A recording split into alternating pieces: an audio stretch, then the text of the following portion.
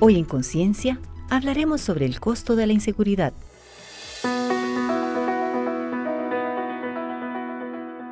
Costa Rica ha sido reconocida a nivel mundial por su biodiversidad, su gente y por ser un país de paz. Sin embargo, la creciente ola de inseguridad impulsada por el auge del crimen organizado y el narcotráfico nos aleja cada vez más de esa imagen pacífica y feliz. La inseguridad en Costa Rica ya no solo se mide por la cantidad de delitos o de homicidios, sino también por el costo económico y social que termina afectándonos. Los recursos públicos que podrían destinarse a la educación, salud o a la infraestructura, hoy deben invertirse para atender las consecuencias de la criminalidad. Pero, ¿cómo afecta esta situación nuestra imagen a nivel nacional e internacional? Para conversar más sobre este tema, nos acompaña Luis Vargas Montoya, investigador del Estado de la Nación. Luis, sea muy bienvenido a Conciencia. Primera vez, seguro estoy que no será la última. Muchas gracias, don Gustavo, por la invitación. Un saludo para usted y para todas las personas que siguen este programa. Casualmente hablar de un tema muy interesante y de máxima preocupación en nuestro país, que es el costo económico de la inseguridad. Vamos a ver si aprendemos cómo cuantifican ustedes lo que significa estos niveles de inseguridad que estamos viviendo en nuestro país a tal magnitud que nos posiciona incluso por encima de los países del Triángulo Norte, Guatemala, El Salvador y Honduras. Tenemos cantones con tasas de las más altas del mundo. Luis, todo esto basado en la información que usted compartió conmigo. Entonces la pregunta es, ¿se puede decir que el aumento de estos niveles de criminalidad, estos niveles de inseguridad, pone en duda la percepción de la seguridad y la confianza del sistema institucional? Luis, por favor. Sí, don Gustavo, sin lugar a dudas, en el Estado de la Nación hemos venido realizando esfuerzos por entender mejor esta escalada que ha tenido la criminalidad en el país. Como usted muy bien mencionaba, son números alarmantes. Tenemos tasas de homicidios epidémicas en todo el país y particularmente hay territorios que han escalado, han crecido. Algunos de por sí ya han sido territorios violentos donde no hemos podido desarrollar estrategias para el combate del crimen organizado. Y hay otros cantones y regiones del país que en algún momento mostraron una cierta estabilidad, pero que en los últimos años han crecido de manera exponencial. Por ejemplo, el Pacífico Central y cómo la mancha de criminalidad, que quizás estaba más concentrada en el Caribe y en ciertos cantones específicos, se ha ido extendiendo a lo largo y ancho del país. Es una preocupación, es el tema que preocupa más a la ciudadanía, además, según los últimos informes del CIEP, y no es para menos. Ya no podemos salir a las calles con tranquilidad, ya nos da miedo salir de noche, caminar al frente de nuestras casas. Así que podemos decir sin lugar a dudas que como país se nos ha salido de las manos el combate contra la criminalidad y particularmente hemos tenido una escalada muy importante del crimen organizado. ¿Cuál es la principal señal? Esa escalada que hemos tenido en las tasas de homicidios. De nuevo, una tasa de homicidios promedio nacional epidémica, que la OMS ya califica como una epidemia, y en ciertos cantones, como usted decía, con tasas de criminalidad iguales o superiores a las del Triángulo Norte, que ha sido caracterizada por ser una de las regiones más violentas del mundo. Sin embargo, pese a todo eso, Luis, las autoridades del gobierno anterior y de siguen diciendo que no es tal. ¿Por qué esa percepción por parte de estas autoridades? Es difícil de explicar, ¿verdad, don Gustavo? Uno, por un lado, pensaría, es que nos sentimos incapaces de combatir el crimen organizado. Es algo tan complejo para las autoridades gubernamentales que tratamos de obviarlo para no asumir esa responsabilidad. podría ser una hipótesis, ¿verdad? Valga aclarar, es solo una hipótesis que yo no podría comprobar con la información que tenemos. Podría ser también una cuestión de, no lo obvio, pero también estoy pensando que los cambios que amerita son más profundos que lo que un gobierno por sí solo puede hacer. Y esto lo voy a conectar con un tercer factor que ha sido por lo menos la retórica de los gobiernos, el actual y el anterior particularmente, y ya el actual lo empieza a decir, es responsabilizar a otros actores del entramado institucional, es responsabilidad de la Asamblea Legislativa, según la retórica del gobierno, por no aprobar ciertas leyes, es responsabilidad del Poder Judicial, por no llevar a cabo ciertas acciones, porque las personas que están encerradas salen rápido. Porque el entrabamiento que existe ahí adentro. El entrabamiento. Y al final de cuentas, yo creería que posiblemente todas estas razones estén detrás. El punto es que no podemos seguir en esta inacción, en esta inercia, dejando que la criminalidad escale, dejando que el crimen organizado extienda estas redes que hoy vemos lamentablemente prácticamente en todo el país. Y yo le voy a poner un ejemplo muy concreto. Cartago. ¿Qué era Cartago hace 5 años? Me gustaría decir hace una década, pero no, hace menos, hace 5 años. Hoy hay 2 bandas criminales en Cartago luchando por este territorio que están generando homicidios constantemente, homicidios violentos en una provincia y en ciertos cantones de esta provincia que gozaban de mucha salud en seguridad ciudadana. Y hoy no la tienen, la perdieron.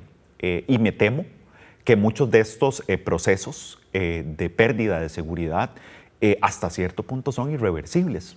Tenemos ejemplos muy cercanos en el continente de países que llevan años combatiendo el crimen organizado y lamentablemente les ha costado salir de este círculo vicioso. El incremento de esta violencia, Luis, ¿está estrictamente asociado al narcotráfico?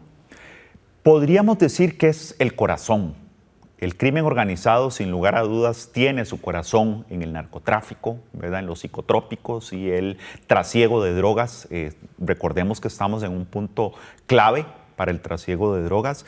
Nos juega en contra. Desde el punto de vista geográfico, claro. El paso de sur a norte en el continente. También recordemos que tenemos puertos importantes muy cerca, empezando por el Canal de Panamá y todo el trasiego marítimo que es tan importante para este mercado de la droga. Y también recordemos que, nos guste o no, en este caso nos juega un poquito en contra, pues no tenemos un ejército, ¿verdad? Y ahí pues nuestra cobertura policial, nuestra posición a nivel de seguridad, en ese sentido es relativamente más débil contra, como su nombre lo dice, un crimen organizado. Claro. ¿Verdad? Porque esto no es algo casero, esto no es algo que no se piense. Hay toda una inteligencia criminal detrás de estas organizaciones criminales. Por ello es que es un tema súper complejo, pero más que aquí centrar la energía en el combate, lo que deberíamos estar centrando la energía, y en mucho de la retórica que ha impulsado el Estado de la Nación y lo ha demostrado, es en la prevención. Exacto. ¿Cómo nos vamos un paso más atrás? Si el combate es tan difícil, ¿cómo vamos a la raíz del problema? Que no ocurra. Que no ocurra. Permítame hacer una primera pausa. Ya regresamos con todas y todos ustedes. Estamos hablando con Luis Vargas Montoya, quien es investigador del Estado de la Nación. Con Luis estamos hablando sobre el costo económico de la inseguridad. Ya regresamos.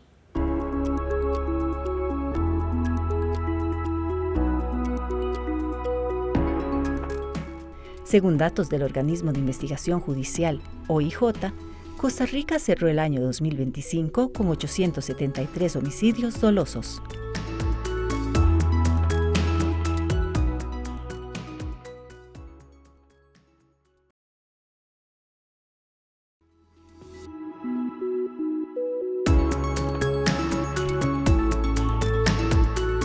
Pues ustedes realizaron una estimación econométrica de la relación inversa entre las denuncias por accionamiento de armas y los salarios de quienes trabajan en empresas formales. Yo quisiera que usted nos comparta un resumen de los principales resultados de esta investigación, comenzando por explicarnos qué significa econométricas. Ajá, claro. Bueno, nosotros lo que hemos tratado de hacer, y esto pues voy a irme un poquito más atrás de nuevo, es venir a aportar un poquito más de evidencia a esa contabilización de que al final de cuentas, pues la criminalidad tiene un costo altísimo en la sociedad, empezando por el costo humano, ¿verdad? Claro. Y que quería referirme a eso porque aunque hacemos una medición también económica, antes de eso están las pérdidas humanas, que esto contabilizarlo es muy difícil, pero que aún así ya se han hecho esfuerzos. Hay estudios del BIT, de la Contraloría General de la República, que nos hablan de un 3% del PIB. Entonces quería nada más dejar ese dato ahí porque es un dato muy importante. Más todos los daños colaterales a la sociedad, etcétera, etcétera. Entonces es una medición compleja, el costo de la criminalidad, ¿verdad? Hay un costo directo, esas muertes, esos procesos judiciales. Luego hay un costo que podemos llamar un costo indirecto, que es mucho lo que nosotros medimos en este estudio, y es que al final de cuentas, cuando vamos a tener mayor criminalidad en un territorio, porque nuestro enfoque fue territorial, esa concentración de la criminalidad, en este caso medido a través del accionamiento de armas, va a generar efectos adversos en la actividad económica. En este caso, lo que nosotros encontramos es mayor accionamiento de armas, menores salarios en el sector formal de la economía. Y aquí, cuando hablamos de una regresión econométrica, lo que nosotros hacemos es tratar de medir esta relación de la manera más pura posible. Es decir, controlando por otros factores que también podrían incidir en el resultado económico, como nuestra variable resultado o de respuesta, no solo el accionamiento de armas, pero tratando de aislar esos otros efectos, decir cuál es la relación pura entre estas dos variables. Y efectivamente encontramos esa relación inversa, ¿verdad? Más accionamiento de armas, los salarios del sector formal son más bajos. ¿Cuáles son los mecanismos detrás? Que eso es lo más importante, quizás. Lo que está pasando es que, claro, usted como empresa formal y empresa formal más grande de capital de largo plazo, que es donde pueden pagar salarios más altos, no se van a ir a instalar un territorio donde usted no sabe, se preocupa por la seguridad de su personal, donde no sabe si se le van a meter a robar a las bodegas o lo van a dejar de un día a otro sin el equipo para trabajar. Y además de eso, pensemos en que yo, empresa, tampoco me voy a instalar un territorio donde no voy a tener el capital humano para ocupar los puestos. Exacto. ¿Por qué? Porque las personas no quieren ir a vivir a esos territorios. Exacto. Nos guste o no, es una realidad con la que estamos viviendo. Triste realidad. Sin lugar a duda, la inseguridad genera altos costos económicos y sociales, costos directos, indirectos e intangibles. El costo directo del crimen en Costa Rica ya se ha medido. Dice el BIT en el 2022, Luis, de sus datos, del informe más bien de ustedes, el costo regional fue de un 3% del PIB, ya usted lo mencionó. La Contraloría en el 25 asciende a 542 mil millones de colones, que representa el 0.2% del PIB, ¿verdad? Por año, evidentemente. Y equivale al 94% de lo que reciben las universidades públicas del Fondo Especial para la Educación Superior. La exposición al crimen reduce significativamente el rendimiento educativo en 3 asignaturas. Háganos un cierre de todas estas ideas que a mí me preocupa. Estamos con matemática, ciencias y lectura. O sea, tiene implicaciones. ¿Cómo cuantifican ustedes?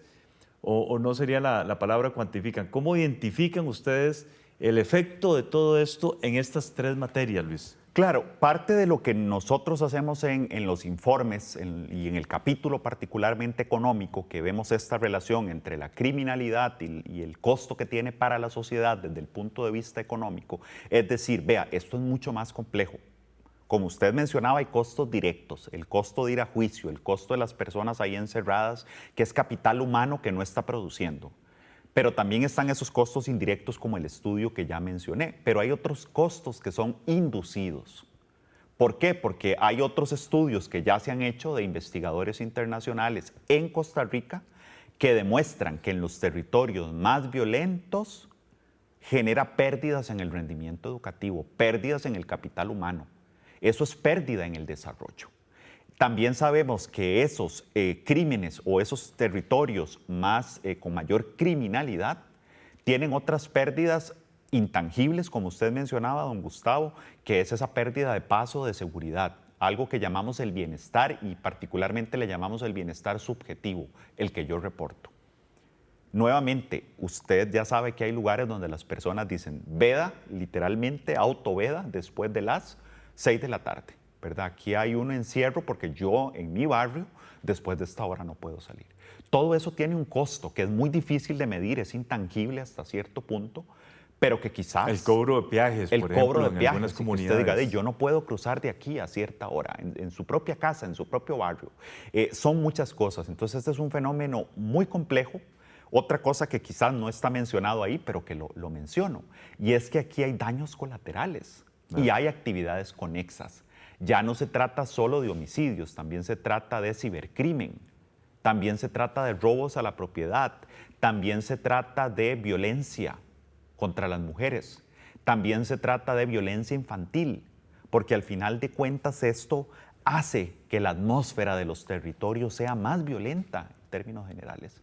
Y esto nos genera costos sociales altísimos, menos niños y niñas entrando y permaneciendo en el sistema educativo, menos personas que van a Levi's porque les da miedo ir a Levi's y caminar un trayecto, etcétera, etcétera. Entonces hay que entender que esto es un fenómeno muy complejo, usted nos daba algunos ejemplos, pero el costo social como un todo es altísimo. Extraordinario. Hacemos una segunda pausa, conversamos con Luis Vargas Montoya, investigador del Estado de la Nación. Ya regresamos.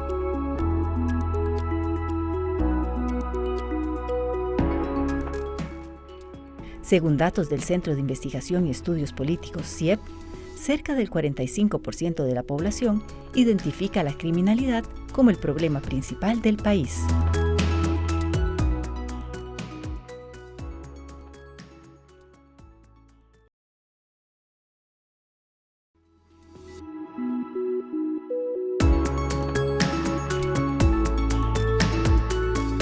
Luis, un tema que realmente hay que ponerlo sobre la mesa.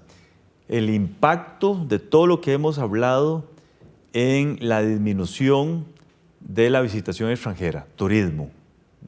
¿Eso está cuantificado?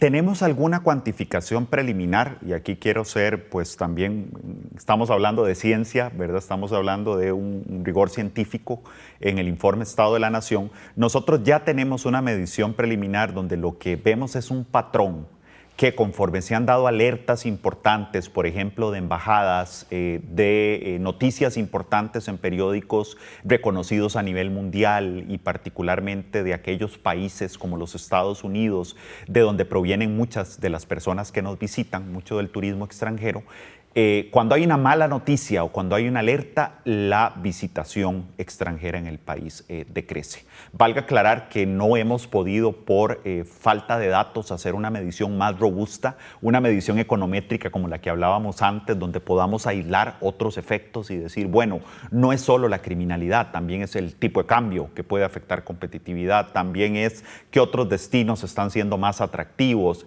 por decir algunos factores que también podrían incidir en la visitación.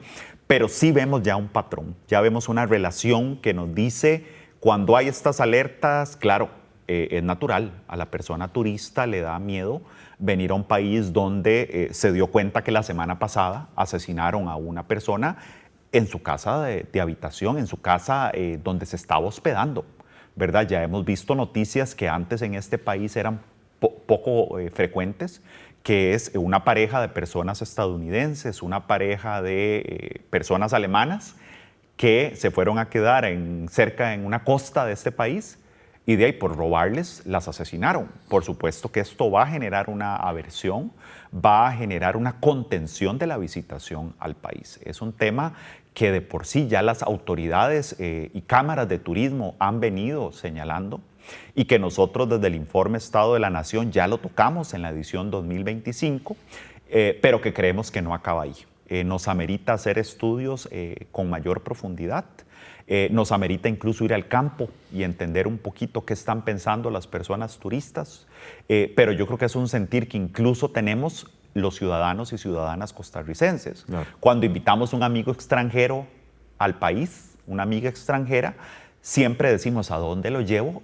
Que no le vaya a generar algún temor, que no nos genere temor de que le vaya a pasar algo al visitante. Sí. Hablamos en la introducción, Luis, que hay algunos cantones incluso que sobrepasan niveles mundiales. ¿Se asocian estos cantones con un nivel educativo bajo y con alta pobreza? Por supuesto, y yo creo que esto que usted menciona es definitivamente a donde tenemos que ir, don Gustavo. Tenemos que ir a la raíz de la criminalidad. Al final, la criminalidad tiene dos caras. Una es la oferta y otra es la demanda, como en todo mercado. Es un mercado, el mercado del crimen. Tenemos una oferta, ¿verdad?, que es al final de cuentas todas estas organizaciones criminales, pero también tenemos una demanda, la nos guste o no, ¿verdad?, que son todas estas personas ahí disponibles, lamentablemente, porque no tienen otra forma para llevar sustento a sus hogares. Al final, yo siempre lo digo en todo espacio que tenga, yo no elijo ser criminal. Las personas que son criminales regularmente es porque no tienen opciones. Nadie quiere morir a los 25 años, que es lo que pasa con muchos de estos jóvenes. Nadie quiere vivir con miedo todo el tiempo a que me vayan a matar el día de mañana o pasado mañana o que le vayan a hacer algo a mis hijos e hijas. Al final de cuentas, no es una elección, termina siendo una opción, la única opción para llevar sustento a los hogares. Entonces hay territorios donde no generamos empleo y si generamos empleo son de muy mala calidad con ingresos muy bajos. Y si las personas quieren tener opciones económicas, es en la criminalidad donde encuentran esa posibilidad y por eso es que el crimen organizado encuentra terreno fértil en estos territorios donde lamentablemente hay menos empleo, mayor pobreza, menos acceso a educación, menos acceso a servicios de salud, menos acceso a transporte público. Menor actividad industrial. Menor también. Actividad industrial, como ya lo mencionábamos, claro. ¿verdad? Entonces, definitivamente es un fenómeno que va mucho más allá del combate del crimen, es combate de la pobreza. Es generar oportunidades educativas, es generar oportunidades para acceso a salud, a transporte público. Por ahí es que también es un fenómeno que debemos abordar como sociedad costarricense sin estarnos tirando la pelota y la responsabilidad de un lado al otro, sino de una manera integral, incluso el sector académico participando, el sector empresarial, donde tenemos que sentarnos a la mesa distintos actores para buscar soluciones conjuntas que tal vez no vamos a ver el resultado mañana, ni en 3 meses, ni en un periodo electoral probablemente. ¿Por qué no hay una convocatoria del gobierno de todos los sectores para dialogar sobre esos temas? Es una buena pregunta, ¿verdad? Es una pregunta que deberíamos hacerle al gobierno. Yo lo que le diría es, lamentablemente hemos perdido la capacidad de diálogo.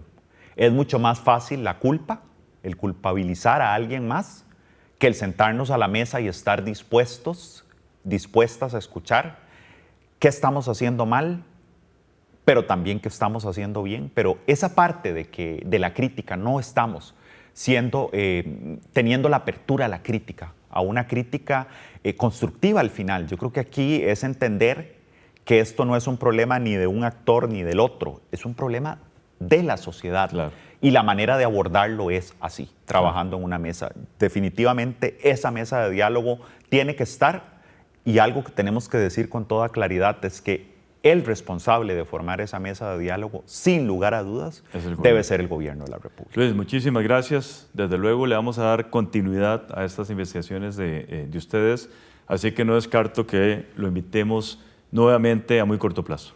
Muchas gracias, don Gustavo. Muchas gracias a usted también. Gracias a todas y todos ustedes. Continúen con la programación de Canal 15 UCR, no sin antes ver nuestra sección Conceptos.